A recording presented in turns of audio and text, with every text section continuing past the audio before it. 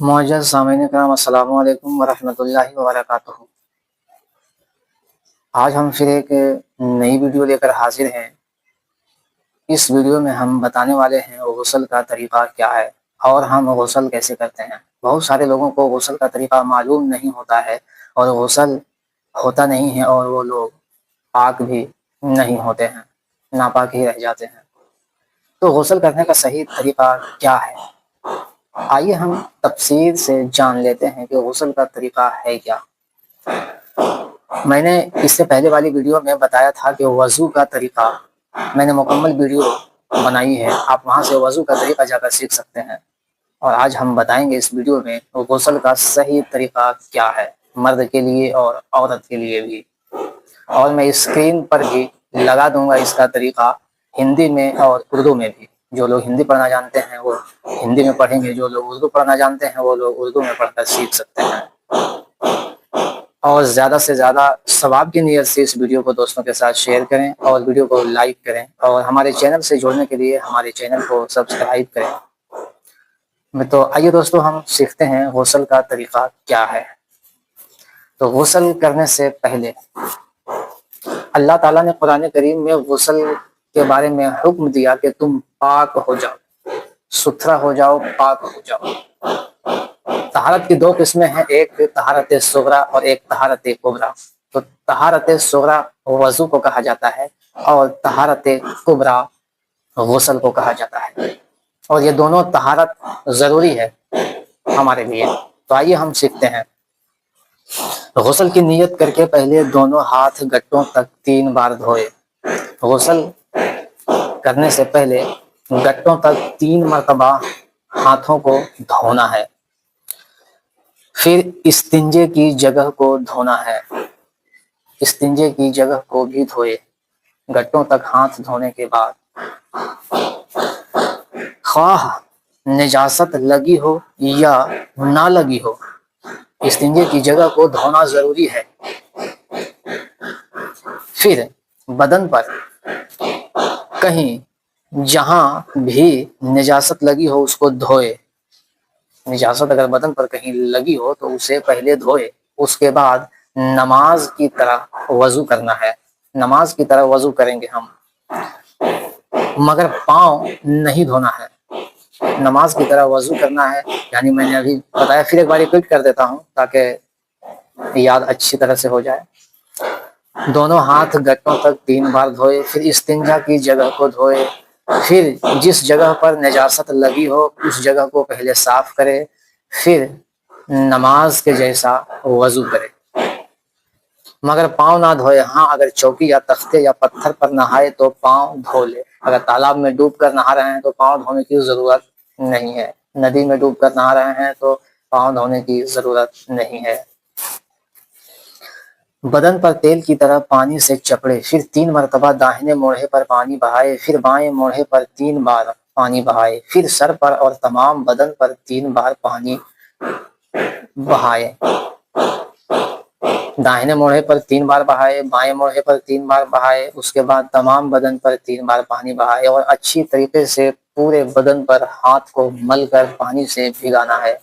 بدن کا ہر ایک حصہ بال کے نوک کی برابر اگر سوکھا رہ جائے گا جسم تو غسل نہیں ہوگا۔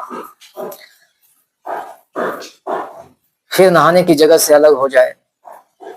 اگر وضو کرنے میں پاؤں نہیں دھوئے تو اب دھو لے، اور نہانے میں قبلہ کی طرف رخ نہ کرے، یعنی پچھم کی طرف اس کا رخ نہیں ہونا چاہیے۔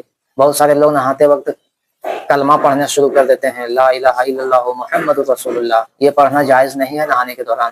وہاں نہانے کی جگہ پر کوئی کلام کیا ہی نہ جائے، یہ جائز نہیں ہے۔ بہت سارے لوگ نہانے کے سمے جب سر پر پانی ڈالتے ہیں تو کہتے ہیں لا الہ الا اللہ محمد رسول اللہ۔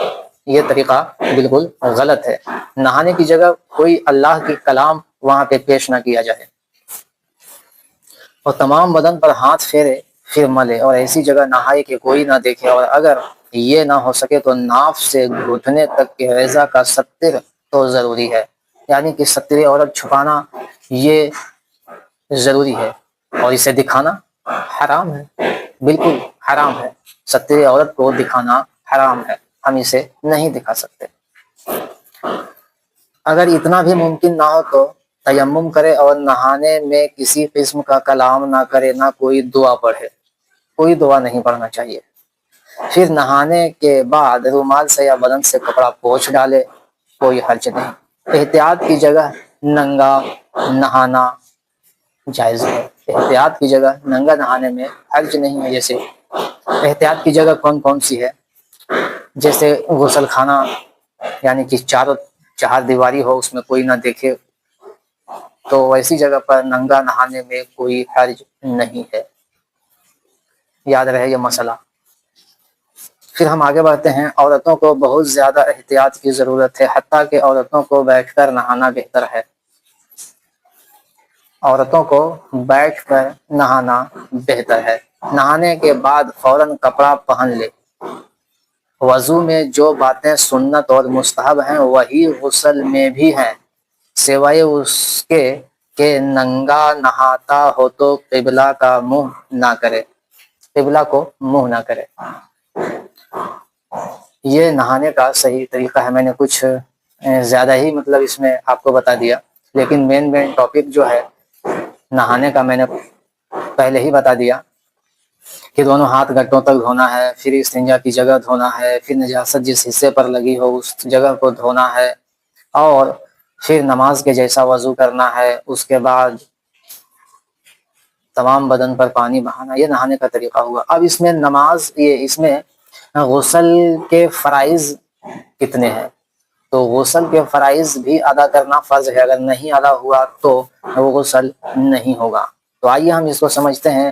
غسل کے فرائض 3 ہیں، 3 غسل کے فرائض ہیں۔ نمبر 1، کلی کرنا اچھی طریقے سے، یعنی تمام مسوڑوں تک پانی کو پہنچانا اور منہ میں چاروں طرف پانی کو گھمانا، اس طریقے سے کلی کیا جائے 3 بار۔ پھر 3 مرتبہ ناک میں پانی چڑھانا، اچھی طرح سے یہ ملائم والی ہڈی، نرم والی ہڈی تک پانی پہنچ جائے، کھینچ کر پانی چڑھائے، اتنا زور سے نہ پانی کھینچے کہ پانی دماغ میں چلا جائے، آہستہ کھینچے، یہ نرم ہڈی تک پانی پہنچ جائے۔ تیسرا فرض یہ ہے کہ تمام بدن پر اچھی طرح سے پانی کو بہائے۔ یہ غسل کے 3 فرائض ہیں۔ میں نے تینوں فرائض کے ساتھ ساتھ میں نے غسل کا طریقہ بھی بتا دیا۔